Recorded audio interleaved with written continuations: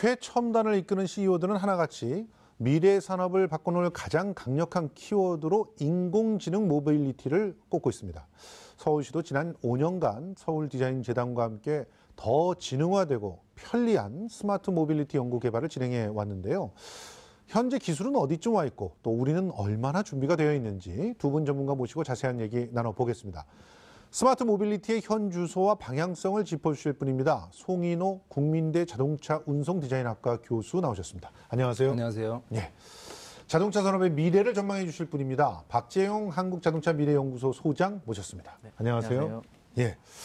미래를 생각할 때 사람들이 가장 먼저 이미지로 떠올리는 게 사실은 하늘을 나는 자동차라든가 네. 사람 없이 막 다니는 자동차들 있잖아요. 그리고 또 뭐 전기차 혹은 태양열차 이런 걸 떠올리는데 이동수단이라고 하는 게 사실은 이렇게 우리 미래를 결정짓는 그런 요소가 되지 않습니까? 그러니까 스마트 모빌리티 관심을 가질 수밖에 없겠죠. 네. 예. 그러니까 최근 들어서 스마트 모빌리티라는 말이 자주 등장하거든요. 그러니까 스마트 모빌리티라는 말을 한번 풀이를 해보면 정보통신 기술, 그다음에 인공지능, 자율주행 등의 어떤 최신 기술과 이동수단과 인프라가 서로 융합해서 새로운 미래의 교통체계를 만들어내는 총체적 개념이라고 할 수 있습니다. 뭐 쉽게 말하면 우리 스마트폰에 바퀴가 달렸다라고 그렇죠. 보시면 되는 그걸 거죠. 타고 다니는 거죠. 그렇죠. 그런데 지금 뭐 사실은 굉장히 미래에는 더 많은 사람들이 도시로 집중될 것이다 이렇게 예상하고 있기 때문에 이 스마트 모빌리티가 어떻게 보면은 필수 요소가 돼야 되지 않나. 그렇죠. 사람이 딱 일일이 이거 뭐 운전하고 다니고 이런 것이 가져다주는 그런 여러 가지 비효율성들이 극복돼야 된다는 거 아니겠어요? 그렇죠. 그러니까 지금 어떤 조사에 의하면 인구의 한 2045년경에는 60억 정도의 인구가 대도시에 집중을 한다고 해요. 그러면 그만큼 대도시에서 교통의 문제는 더 심각해질 것이고 중요한 요소거든요. 그러니까 지금 우리가 교통에 낭비하고 있는 뭐 에너지라든지 시간, 비용들을 이제 그런 기술들로 인해서 충분히 자기 개인의 공간으로 바꿀 수 있는 새로운 시대가 오는 것입니다. 사람이 그 졸다가 사고 내는 경우가 얼마나 많습니까? 그렇죠. 그러니까. 그런데 그 이 스마트 모빌리티를 얘기할 때 필수적인 몇 가지 조건들이 있죠. 그런 걸 갖춰야 될 텐데 어떤 게 그런 조건이 될까요? 네, 먼저 미래를 생각해 보면 이제 첫 스타트는 결국은 그 인공지능이 개입된 스마트 시티부터 출발하게 될 것입니다. 네, 그렇게 되면 거기에 이제 완전 자율주행 모빌리티가 들어갈 수 있을 것이고 그다음에 지능화된 대중교통 수단 그리고 그다음 이제 그것보다 더 우선시해야 되는 것이 이제 스마트 도시에서의 어떤 인간의 안전. 그렇죠. 네, 그게 최우선적이고 그다음에 그다음이 이제 친환경적인 어떤 모빌리티 등을 먼저 고려해 볼 수 있겠습니다. 그렇습니다. 미래 교통 수단은 사실 우리의 상상한 대로 될지 아닐지 뭐 여러 가지 예상들을 해볼 수가 있을 것 같은데 어떻게 예측을 하시나요? 일단 먼저 박 소장님께서 말씀해 주신다면요. 네, 20년 후면 2038년 정도가 됩니다. 그 시기가 되면 이제 모빌리티가 다양하게 많아지기 때문에 이제 다양성이 가장 화두가 될 것입니다. 그리고 가장 발전하는 부분은 대중교통 수단이고 결국 이제 카쉐어링이라는 요즘에 핫한 그런 부분도 대중교통에 이제 흡수되어서 그 다양성에 포함되어질 것이라고 이제 그래 생각됩니다. 아, 그래요? 네. 그러니까 모빌리티의 다양성이 가장 중요한 화두가 될 것이다. 그러니까 모빌리티의 형태나 기술이나 이런 것보다 다양성이 더 중요할 것이다라는 얘기인가요? 이제 다양하게 탈 것들이 생겨나는 것이죠. 뭐 드론도 그런 탈 것 중에 하나가 될 수 있을까요? 그렇죠. 드론도 당연히 이제 새로운 탈 것 중에 하나가 될 수 있을 것이고 또 하늘을 나는 자동차도 지금은 아주 고가에 뭐 나오긴 나왔거든요. 그런 것도 일단 대중화가 될 수 있는 날도 머지않았다고 생각을 하고요. 우선은 이제 뭐 미래를 예측한다는 게 쉽지는 않잖아요. 그런데 저는 이제 전문가의 입장에서라기보다 우리 이제 일반 시민들께서도 이제 스마트폰 하나만 있으면 세상이 어떻게 돌아가는지를 다 아실 수 있거든요. 그런 관점에서 뭐 가끔씩 미래가 어떻게 될 것인가를 상상을 해보신다면 뭐 즐거운 상상이 되지 않을까 싶기도 하고요. 결국은 아까 저는 이제 디자인을 하는 입장에서 당연히 외형도 또는 실내 구조도 완전히 바뀔 거거든요. 그거는 이제 어떤 뭐 생물학적인 진화의 관점으로 볼 수도 있는데요. 우리 뭐 기존의 가솔린 차나 디젤 차에서 흔히 보던 그릴 같은 것들, 그렇죠. 그런 것들이 이제 없죠. 전기차에서는 없어지고 있거든요. 예. 그런 관점에서 한번 상상을 해보면 뭐 즐거운 상상이 되지 않을까 생각해 봅니다. 내연기관이 차지하고 있던 곳들도 싹 사라질 테니까 실내 공간도 굉장히 다른. 그렇죠. 그 엔진이 차지하는 자리가 이제는 실내 공간으로 탈바꿈해서 그리고 훨씬 더 편안한. 자율주행이 된다면은 그렇죠. 뭐 핸들이나 응접실도 이런 것도 되고 이렇게 영화관도 예. 되고 뭐 다양하게 다른 것들이 더 그렇죠. 필요해지는. 새로운 서비스가 예, 또 그렇습니다. 창출되는 거죠.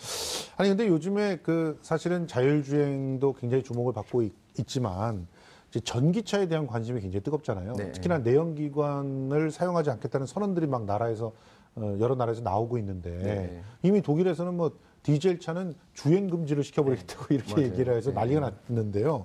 그런데 전기차 정말 수준이 어디까지 와 있는 겁니까? 예, 우선 뭐 지금 뭐 거리에서도 쉽게 전기차를 보실 수 있잖아요. 쉽지는 이제 않습니다. 아직까지는. 아, 예. 뭐 물론 그렇긴 하지만 예. 저는 이제 전문가 입장에서 보면 자주 보이거든요. 아, 그래요? 예. 그런데 사실 전기차 하면 이제 저희들이 떠오르는 키워드들이 뭐 친환경, 예. 하이테크, 미래 뭐 이런 것들을 떠올리잖아요. 예. 근데 사실 따지고 보면 전기차의 역사가 꽤 오래되었어요. 예. 오히려 그러니까 내연기관 차가 발명되기 한 50여 년 전에 이미 전기차는 발명이 되었고요. 예. 그다음에 미국에서도 1900년 경에는 이미 미국 전체 자동차의 한 28% 정도가 전기차였다고 하거든요. 예. 그러니까 그만큼 이게 전기차가 우리는 미래라고 생각을 하지만 사실은 과거에서 온 미래라고도 말할 수 있을 것 같아요. 근데 왜 가솔린한테 밀렸던 거죠?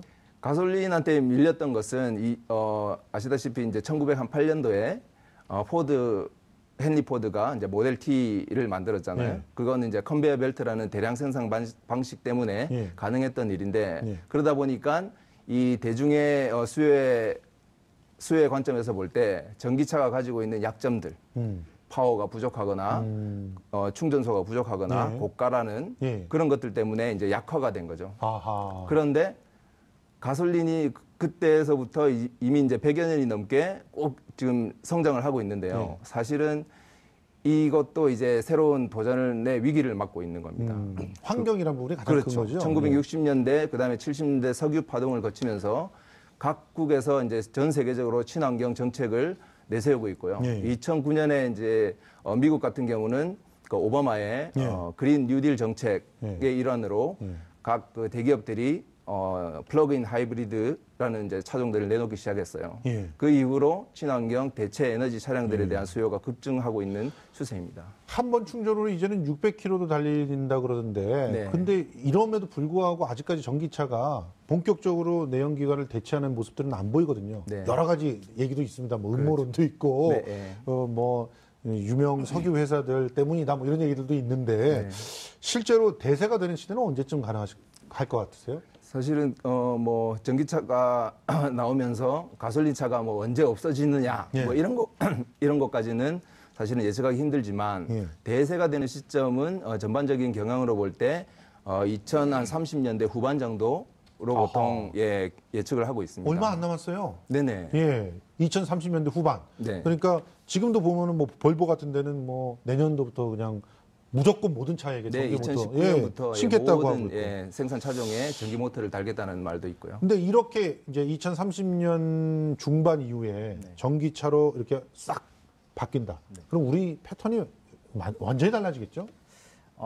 지금 이제 그 2030년까지 가기 전에 지금 예. 당장을 이제 저는 한번 생각해 보면 예. 먼저 실제로 크게 이제 두 가지를 생각할 수 있을 것 같습니다. 먼저 전기차를 살려고 할 때. 살려고 할 때 이제 충전에 대한 두려움. 그렇습니다. 예, 그리고 어떤 이제 타인에 대한 배려가 이제 필요한데 예. 이게 뭐냐면 이제 충전에 대한 두려움은 실제로 지금 저희가 양산되어서 판매되고 있는 전기차가 1회 충전을 하고 나면 거의 한 190km에서 한 200km 초반 예. 그 정도를 달릴 수가 있습니다. 예. 그러면 실제로 운행을 하다 보면 자칫 놓쳐버리면 길을 가다가 차가 멈추는 사태가 벌어질 수밖에 그렇습니다. 없습니다. 그래서 항상 차를 뭐 출근을 하든지 이동하고 나서는 반드시 먼저, 충전을 해놔야죠. 충전하는 장소부터 먼저 찾게 예. 되는 겁니다. 그래서 이제 충전에 대한 두려움이 있을 것이고 두 번째는 이제 배려인데 뭐냐면은 전기차 충전 주차장이 전기차를 계속 충전하면서 세워놓는 곳은 아닙니다. 예. 그래서 만약에 나의 전기차가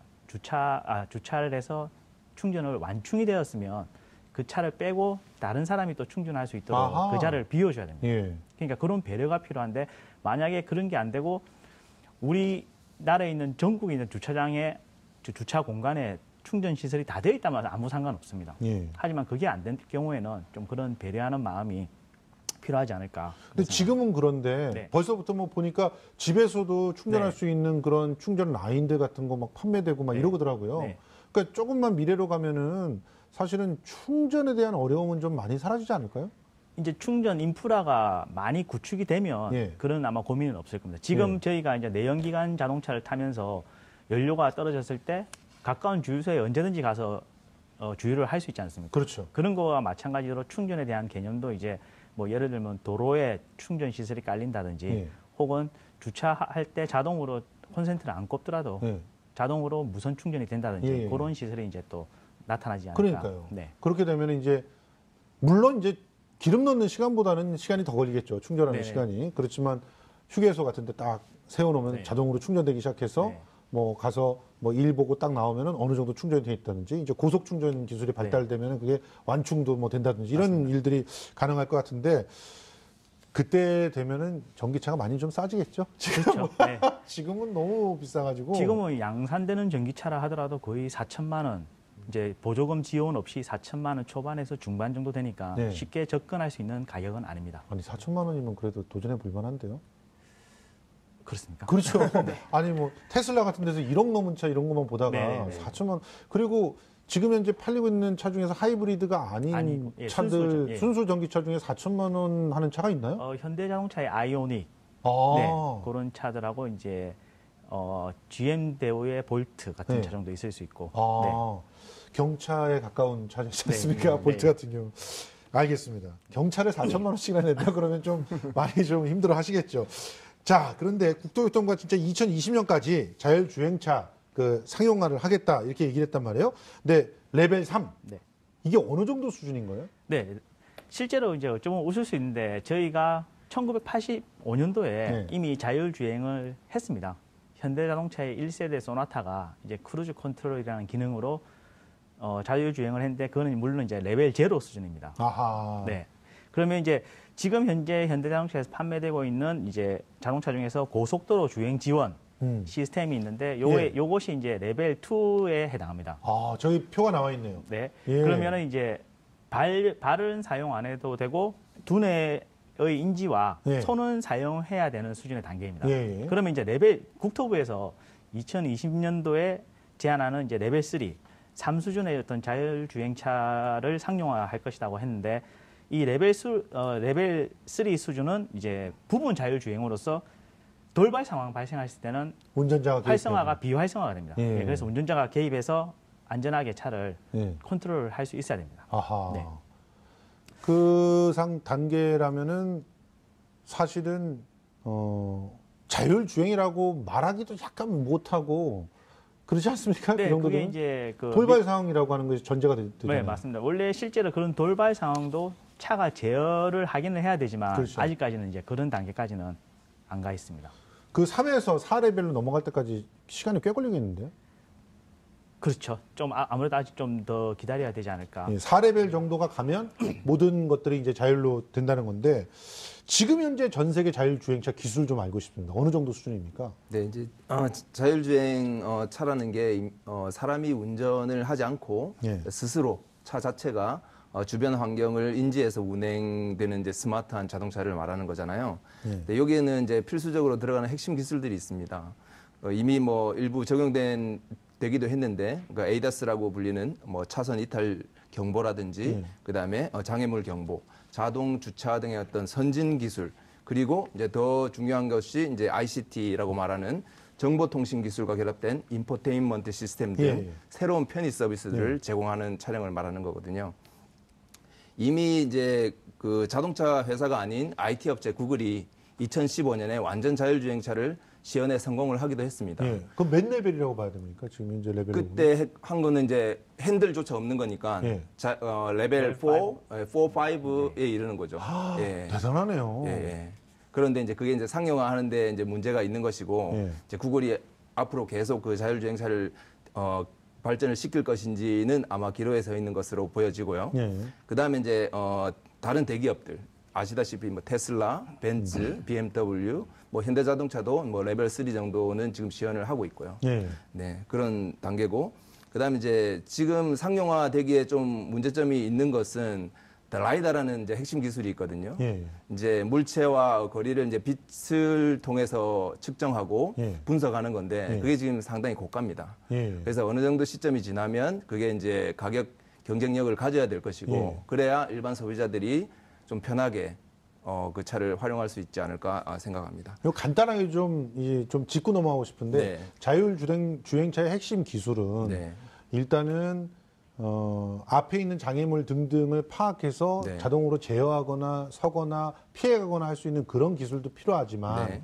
그러면 그런 것들이 돌발적으로 왔을 때 정보를 뿌려줄 수 있는 ICT 기술과 네. 접목하는 것이 굉장히 중요하죠. 그렇죠. 그러니까 융합 기술도 중요하고 네. 또 아마 이제 많이 들어보셨겠지만 인공지능, 예. 인공지능에 특히 그 바둑으로 이제 유명하죠. 예. 그 딥러닝 기술을 그러니까요. 활용한다면 이 차 자체가 스스로 이제 분석하고 학습을 해서 예. 그 가치 판단을 스스로 할 수 있는 단계까지 이를 것으로 예상하고 있습니다. 뭐 차선의 변화라든가 뭐 이런 네. 것들 다 자기가 알아서 네. 그게 이제 4레벨 정도 가야 가능하다는 거죠. 레벨 5 정도가 되는 레벨 거죠. 5? 아예 핸들조차 없는. 아하. 네, 그냥 사람은 정말 자기가 타서, 원하는 예. 모든 것을 할 수 있는 예. 네, 그런 단계를 말합니다. 근데 거기까지 아직 가기가 좀 어렵고 여러 가지 문제에 봉착해 있는 상태다. 네네. 지금 우리 전 세계 기술이 네. 그렇다는 건데, 근데 우리가 지금 3 시연하고 있는데 이미 외국에서는 4에서 네. 5까지 가 있다면 따라잡기가 굉장히 어렵지 않을까 하는 생각들도 좀 드는데 아무튼 앞으로 상황을 좀 봐야 될 것 같은데요. 네.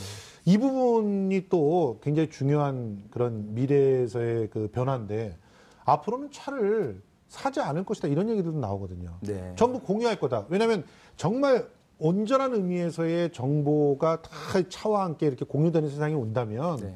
이제 차라고 하는 것 자체가 사실은 그 공유를 하더라도 아무 문제가 없는 그런 세상이 될 거라고 그러는데 그 어떻게 교수님께서는 어떻게 생각하십니까? 근데 이게 자동차는 사실은 뭐 아시다시피 오랜 기간 동안 그 사람의 어떤 사회적 지위나 부의 상징으로 많이 여겨져 왔잖아요. 네. 근데 이제 사회가 변하고 이제 가치관도 변하고 또 이제 저성장 시대에 들어서면서 네. 그게 이제 무의미하다는 생각들을 하게 되는 거죠. 네. 그래서 차를 가지고 있을 때 느끼는 기쁨보다 나누고 또는 어떤 공유를 통해서 얻는 편리함에 더 익숙해지는 시기가 올 것이라는 거거든요. 그러니까 아시다시피 이 공유 경제라는 게 기본적으로는 지속 가능한 지구를 만들기 위해서 불필요한 자원의 낭비를 막고 예. 그 비용과 어떤 경제적인 효과를 다른 데 투자하는 거거든요. 예. 그런 관점에서 볼 때 아시다시피 이제 우버라는 그 공유 예. 공유 차량이 이제 많이 이제 퍼지고 있는데 사실은 이 사람들이 말하는 그 핵심도 이 공유 차량을 소비자들이 활용을 함으로써 그 많은 이제 에너지와 비용을 세이브를 하게 될 것이고 오히려 대중교통은 활성화가 되고 그다음에 탄소 저감의 효과도 가질 수 있을 것이다라고 이제 주장을 하는 거거든요. 근데 이제 신기한 거는 최근에 어떤 보스턴 대도시 개발위원회가 설문조사를 했대요. 예. 근데 실제로 우버 차량을 이용하는 사람들에게 이제 설문조사를 했는데 만일에 우버라는 그 공유 차량을 이용하지 않았다면 대중교통을 이용했을 것이다라고 이제 대답을 한 거예요. 예. 그 말은 결국 우버라는 공유 차량도 결국은 오히려 차량의 그 혼잡을 증가시키고 아하. 탄소 배출도 더 증가시키는 결과를 가지고 예. 있다는 거죠. 그래서 앞으로 어떻게 해야 이런 해결책을 강구할 수 있을 것인지 고민이 필요해 보입니다. 아, 공유라고 하는 개념도 사실은 어떻게 보면 지금 현재 나타난 그런 개념일 가능성도 있네요. 그렇죠. 그러니까 네. 앞으로는 또 진짜 어떻게 변할지 예, 모르는 예. 그런 것 같은데 대중교통이 그 다양한 기술로 인해서 바뀌고 있는 것도 사실이잖아요. 네. 그 바뀌는 그런 모습들 그 어떻게 예상하고 계십니까? 네, 지금 이제 그 대중교통이 대부분 보면 지하철, 버스, 택시, 예. 그리고 도보를 걷는다든지 뭐 자전거를 탄다든지 예. 이런 게 대부분인데 이제 앞으로는 이제 다수단 연계 통행이라고 예. 해서 이제 연결성, 커넥티비티를 이용해서 더욱 더 정교해지고 예. 그다음에 정확해지는 대중교통 연계 통행이 이제 가능해질 것입니다. 예. 그러면 뭐냐면 이제 버스, 지하철, 택시뿐만 아니라 예. 1인승, 2인승 혹은 다인승의 어떤 모빌리티도 예. 생겨나게 돼가지고 그 일반 저희들이 자가용을 이용해서 내비게이션을 사용해서 목적지까지 가는 것처럼 예. 대중교통으로 내 집 앞에서 출발을 해서 목적지까지 예. 가는 그 구간별, 환승별, 도보별, 시간별로 세분화해서 그 통합적으로 이제 관리를 해주는 그런 대중교통이 생겨날 것이다. 예. 네, 그렇게 생각합니다. 그 정도가 되면은 사실은 차가 필요 없을 수도 있을 것 같은데, 예. 그러니까 공유가 아니라 아예 차를 소유하지 않고 네. 그냥 대중교통을 더 원활하게 네. 만들게 해서 마치 내 차처럼 다 이용할 수 있게끔 될 수 있을지도 모르겠는데 서울시에서 이미 어떤 기본적인 서비스들은 진행을 하고 있다면서요? 네, 아시다시피 이제 서울은 이제 한국이 IT 강국이지 않습니까? 이번에 뭐 평창 동계 올림픽에서도 그랬고 사람들이 외국 관광객들이 놀라는 이유가 이 지하철 내에서 이 와이파이가 터지는 거, 뭐 이런 전반적인 IT 기술을 갖고 있어요. 그러니까 서울시도 이미 뭐 톱피스라고 해서 그 교통정보 시스템을 실시간으로 제공을 하고 있거든요. 버스뿐만 아니라 뭐 지하철, 그다음에 따릉이, 뭐 나눔카까지도 그 웹사이트를 통해서 실시간으로 정보를 얻을 수 있거든요. 그래서 이제 요번에 이제 최근에 국토부에서 발표한 도시들에서 서울시가 스마트 시티 플랫폼 선정이 되었어요.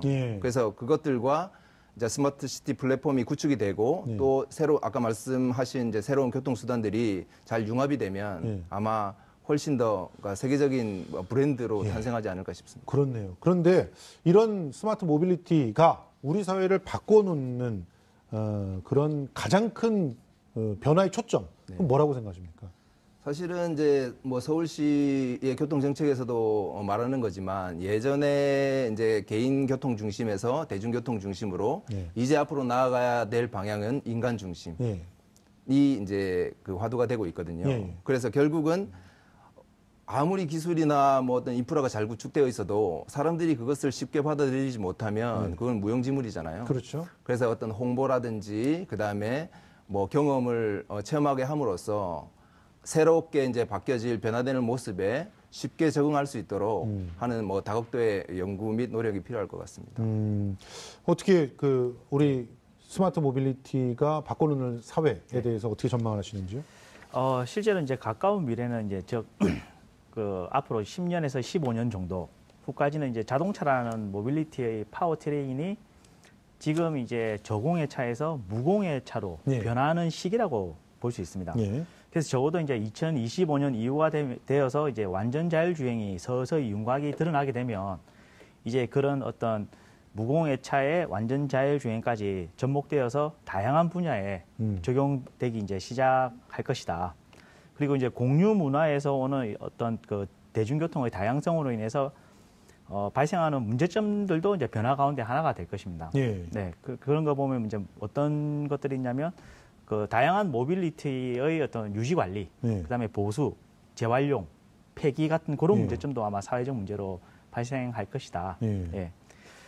그리고 이런 문제가 발생이 결국은 어찌 보면 배출가스를 잡으려고 하다가 배출가스를 잡으려고 하는 친환경을 준비하다가 다른 곳에서 어떤 또 문제점이 발생할 수도 있는 가능성도 충분히 있다고 이제 생각합니다.